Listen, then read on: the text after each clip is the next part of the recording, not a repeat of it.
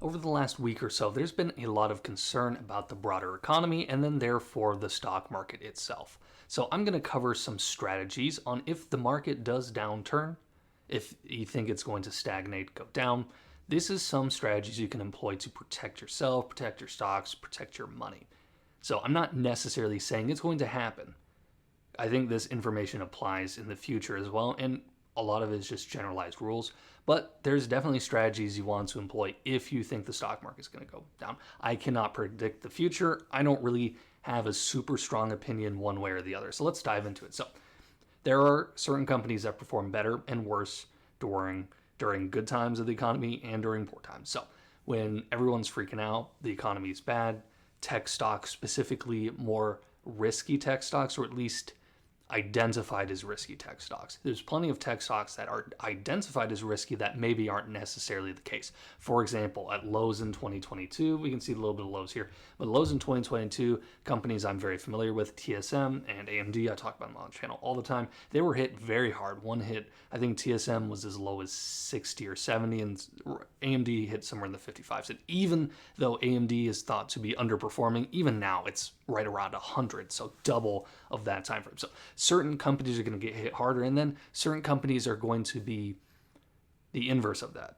They're going to be more value during recession, during poor economic times, whatever you want to say, poor stock market times, and that's value stocks for two reasons. One, what they do generally holds up better when the economy is poor. For example, Procter & Gamble is a classic. They sell a lot of basic necessities, diapers, soap, things like that.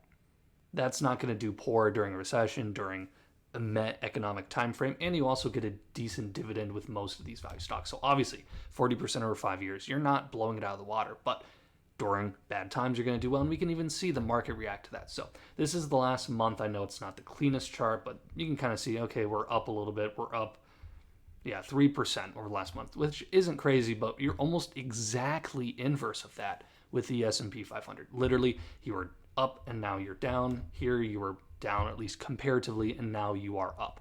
Almost exactly inverse. Now, what I'm not saying is if the stock market crashed, Procter & Gamble would do well, it would go up. That is not true. If you're talking about a full-on crash, everything goes down because people start liquidating retirement accounts, which, unless you're right near retirement, is what you should not do, even as scary as it may be. But that's a different point. So if you get a full-on crash, Procter & Gamble is going to go down. However, in an extended time period of weak economic, just a weak economy in general, Procter & Gamble is going to hold up. It's going to give you your dividend. It's going to do fine. The business itself is going to do fine.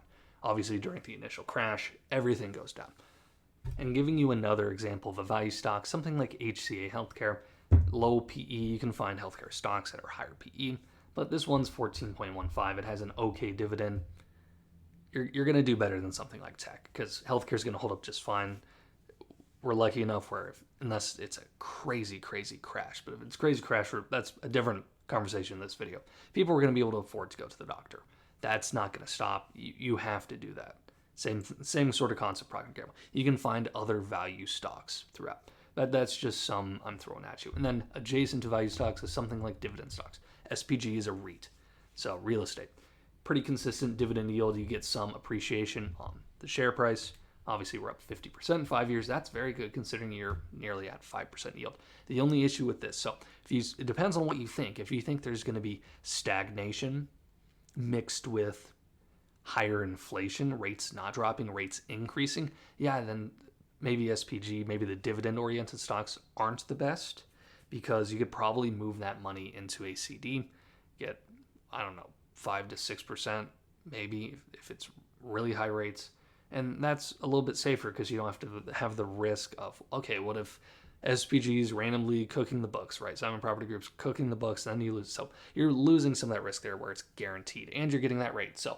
But if it's just a normal economic stagnation with moderate inflation, maybe let's say 2.5 to 3%, which is still high, but not like above that where we're having to raise rates, then this would hold up relatively well. Same with something like Duke Energy, utility company. People have to pay the utility bill. It doesn't matter how bad the economy is. And even if they can't, basically everyone, and you're homeless if you don't. But not that that can't happen. I'm not discrediting that, but you know what I mean. Utility bills are staying on. Soap is getting paid if you got to go to the doctor's office. those industries are going to hold up better during stagnation in an economy. Another thing that's important that I usually don't cover on this channel, if you're expecting economic stagnation, things to slow down, whatever it may be, get right personal finance wise. Have a 3 to 6 month emergency fund, things like that. It's just important things to do. And even if you don't, you should have that sort of stuff. Many of you watching do. A lot of you are like, yeah, I got plenty of money. I'm not worried about that. I have however much in the bank. And some of you watching are probably worse than you'd like to admit, or not exactly where you want to be. There's nothing wrong with saving up some money.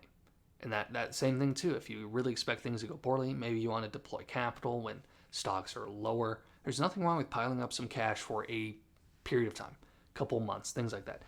You do not want to hold cash in the long term. You just don't, because inflation is going to eat you alive. And most of you watching know this. But if you just look at it, you're going to get absolutely wrecked holding cash. I mean, any cash really anywhere across the world. There's no currency that doesn't get inflated, with inflation. There's no, unless you hold Bitcoin, I guess. That's the only somewhat deflationary, but even then that's speculative, so it drops very hard during, so it doesn't really act deflationary, at least in that sense, where it counteracts the common currency. That's a weird side. I never taught crypto on this, but anyways, there's nothing wrong with piling up some cash if you're really worried about the economy, but be willing to adjust.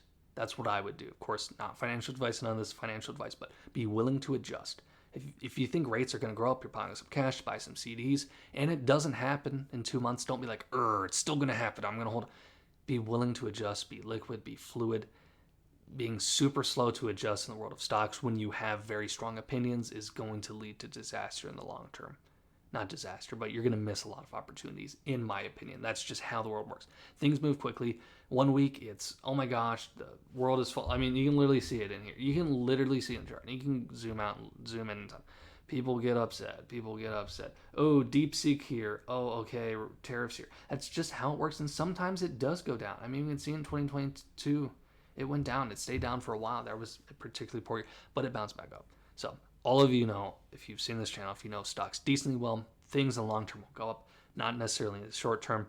Be wise, be careful with your capital. Don't be too risk averse either. I would also take the time to look at your portfolio. Okay, in a recession, even if the market was down for 3 years, 5 years, I would want to hold this stock, and why? Look at your portfolio. If you're holding a bunch of stocks, be like, oh yeah, if I knew the economy was going to do really poor, I would definitely sell this immediately, even down 50%. If you're holding a lot of stocks like that, I'd recommend you to probably not hold those stocks. Everyone's different. Don't freak out too much, but that's just kind of where we're at right now. See you later.